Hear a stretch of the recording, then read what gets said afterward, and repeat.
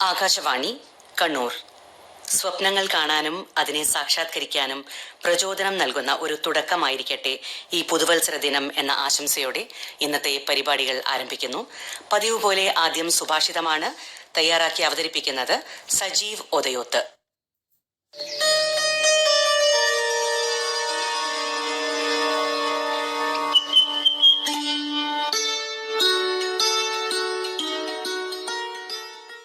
ഇന്ന് വീണ്ടും ഒരു പുതുവർഷം കൂടി നമ്മുടെയൊക്കെ ജീവിതങ്ങളിലേക്ക് കടന്നു വന്നിരിക്കുകയാണ്.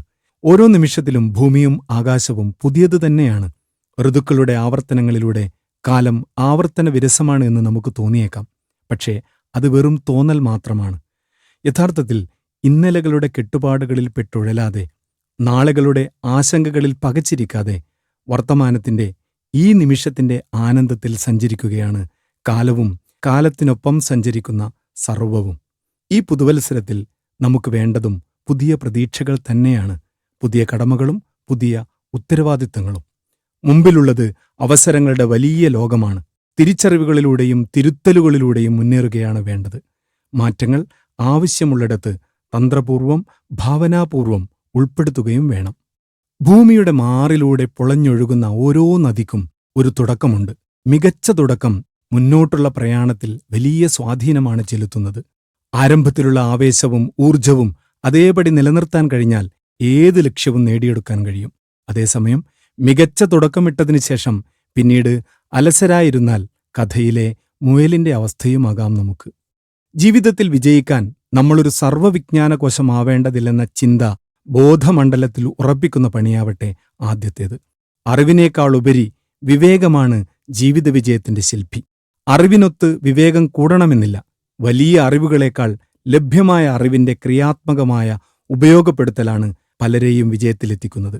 അവിവേകിയായ പണ്ഡിതനാവുന്നതിനേക്കാൾ അറിവിന്റെ സമർത്ഥമായ ഉപയോഗപ്പെടുത്തലാവണം നമ്മുടെ ലക്ഷ്യം.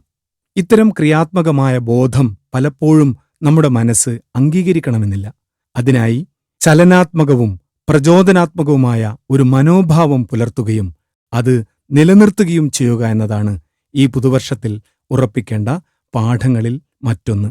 മനോഭാവം ഒരു വ്യക്തിയുടെ ചിന്തയെ സ്വാധീനിക്കുന്നു.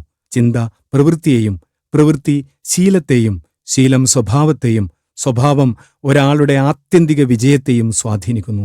എന്നു പറഞ്ഞാൽ കേവലം മനോഭാവത്തിലെ മാറ്റമാണ് ആത്യന്തികമായി നാം വിജയിക്കണമോ പരാജയപ്പെടണമോ എന്ന് തീരുമാനിക്കുന്നത്. മനോഭാവം ഒരു വിത്താണ്. പടർന്നു പന്തലിച്ച് ജീവിതത്തിന് തണലും പ്രതീക്ഷയും പകരേണ്ട വൻമരത്തിന്റെ ഒരു കൊച്ചുവിത്ത്.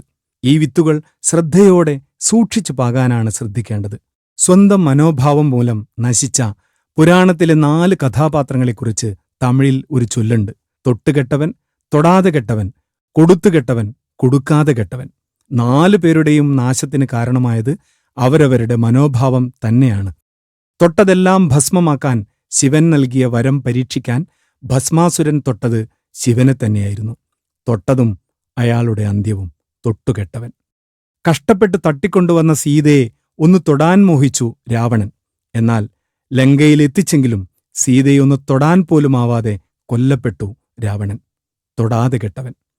ചൂതാട്ടത്തിൽ എല്ലാം നഷ്ടപ്പെട്ട് ഒടുവിൽ സ്വന്തം ഭാര്യയെ വരെ പണയപ്പെടുത്തി നശിച്ചവനാണ് നളൻ. കൊടുത്തുകെട്ടവൻ. ഒരു സൂചി കുത്താനുള്ള ഇടം പോലും നൽകില്ലെന്ന ദുര്യോധനന്റെ ദുർവാശിയും മനോഭാവവുമാണ് കുരുക്ഷേത്ര യുദ്ധകാരണം.